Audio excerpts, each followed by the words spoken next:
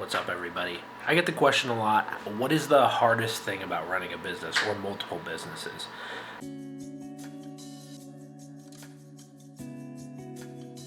My name is Nick.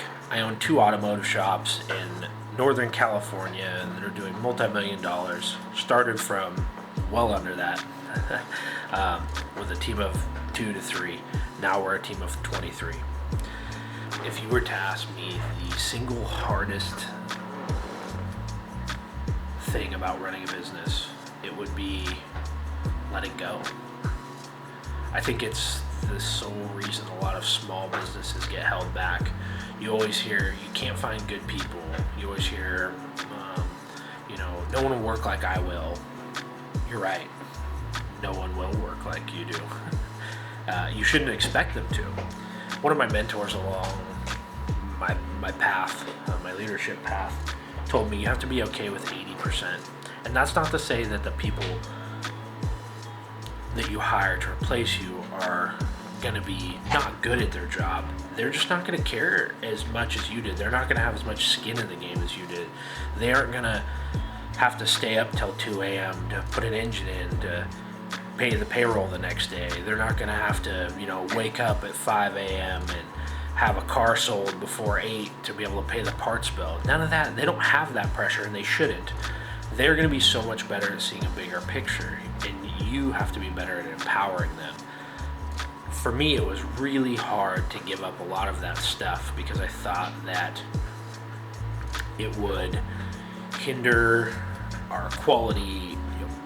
A lot of customers would come in and ask for me personally, but really all I was doing was stunting my growth. And I talked to a lot of small business owners that do the same thing. You have to be okay with empowering people to learn the lessons that you had to learn along the way. And you have to be okay with stepping back and letting them make mistakes. That is tough. I'm here to tell you that is extremely tough. It can be a very hard thing to do. I want to stress that a little more. It's tough. For me, it was so difficult to let off of. I've worked my whole life. My identity is fixing cars, and soon became, helping customers. And I had to let go of that stuff, and I actually got fairly depressed in the process because I lost who I thought I was. I was a mechanic. I was a shop owner. I was a service advisor. I was the parts guy. So when you let people do those things, you kind of lose your purpose. But now I had to be a leader. I had to read the leadership books.